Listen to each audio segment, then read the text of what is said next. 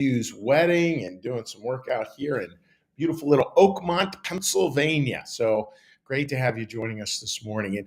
And today, what I want to talk about is this idea of a new cell phone. So this is a family story here, but it attaches in with a beautiful concept. One of the things in Christian New Church theology that's a constant is that truth alone tends to condemn. That's why we need love and goodness. Goodness alone will raise everyone up to heaven.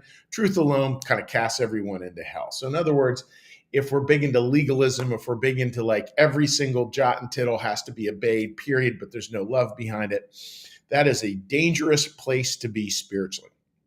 And we can hold that in a real heavy way, but we can also hold it in real light ways. And I was thinking this morning, I was out on a walk, it would be an example, that we could use. And I thought I would use this as an example, that my mom got a new cell phone. And this is kind of funny little inside baseball for our family is my parents are the absolute opposite of anything technological, like no ATM cards, no cell phones, blah, blah, blah. But my siblings, and I am blessed with some of the world's most wonderful, amazing siblings, I believe. They're incredible. They're dear friends. They're funny and they're fun, and we all get along well, even though we do fight on occasion. But we're a very close pack. There's 5 of us. And the family continues, just bought my mom a second new cell phone. Now the story behind this is my mom's never going to use that cell phone. She's never going to answer that cell phone. She's never going to recharge that cell phone. What we can count on is she will lose that cell phone very rapidly, and she will not be sure what the number is. So this morning, they're calling out, new cell phone, sharing a new number. And this is the second new cell phone. The first cell phone is one that she uses for pictures. No joke. She's figured out how to use the camera, but that's all she's figured out how to use. The second cell phone is just for calling. So now she has one for taking pictures and one for calling. She will use neither one. But it doesn't matter. It doesn't matter. It's not the point. The point is that she has kids who love her. And the point is that she has kids who want to make sure she's taken care of and want to feel like if there's ever an emergency that she can find a way to call. And that's what matters.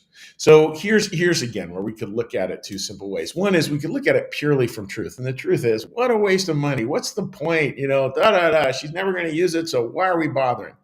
That'd be one way to see it. And that's the truth way.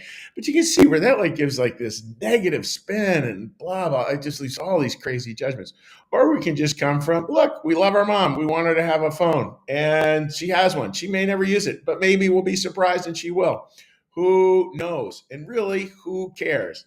All a phone is an expression of love from her kids. That simple. And that's where, friends, we just need to come from love. It's that simple. Learn to come from love.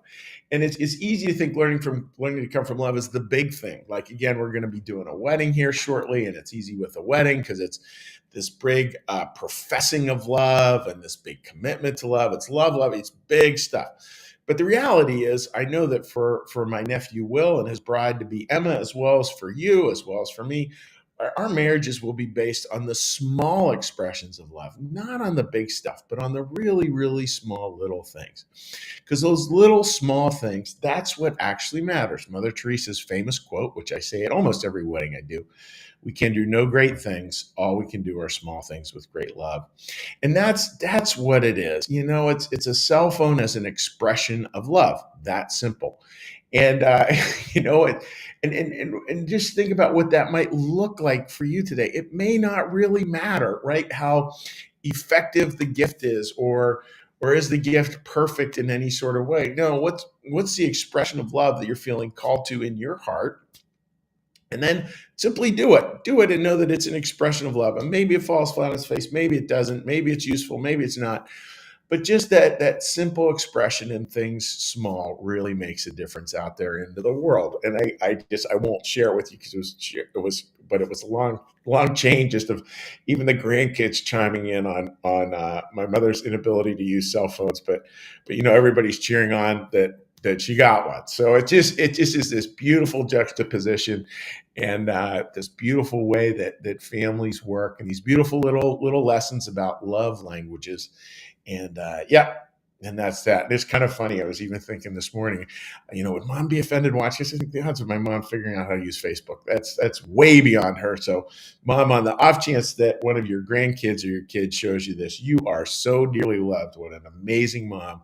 And we are also privileged to have you in our life. That is for sure. Whether you ever learn how to use a cell phone or not, doesn't matter. Doesn't matter, doesn't matter, doesn't matter. So, with that, dear friends, what we're going to do is we're going to do a little breath, a little meditation, a little prayer, a little blessing. We're going to say hello to folks on social media. So, join me as we get a little meditation going out of here from Oakmont, Pennsylvania. So, let's start out with a little breath.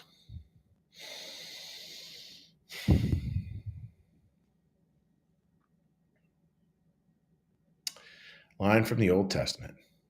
Be still and know that I am God.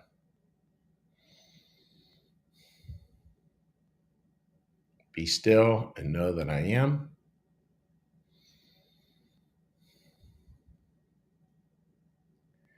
Be still and know that I.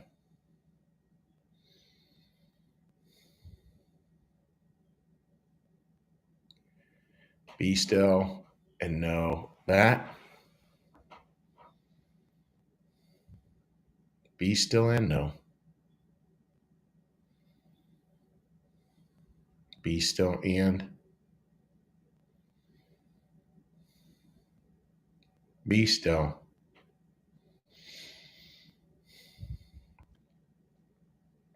Be.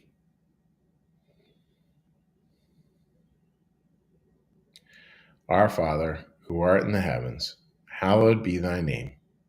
Thy kingdom come, thy will be done, as in heaven, so upon the earth. Give us this day our daily bread, and forgive us our debts, as we also forgive our debtors. And lead us not into temptation, but deliver us from evil. For thine is the kingdom, and the power, and the glory forever. Amen. May the Lord bless you and keep you. May the Lord make his face to shine upon you and be gracious unto you. May the Lord lift up his countenance upon you, bring you peace, and bring you home. Amen. All right, dear friends, let's give a little cheery hello to folks here. Dig up my phone. Again, I hope you're all doing incredibly well and you're having a wonderful day. And I hope things go really well for you today. I know they will. We're getting together for a family dinner tonight, which will be wonderful. All right. Sherry says, what a nice event ahead. And it sure is. And Kirsten, it is so good to see you. Kirsten and Susan and I are having great fun planning our trip coming up. That sure will be fun to see you again. And let's flip over here on to New Church Live. All right, a couple more comments over there. Linda, good morning to you. And Marcus, good morning to you as well, buddy. So, friends, from Pittsburgh, Pennsylvania, wishing you all the very best. May you have a blessed day, weekend ahead, and and we will see you again tomorrow. Take care. Like our content? It's funded by viewers like you. Please consider becoming a sustaining supporter of New Church Live today.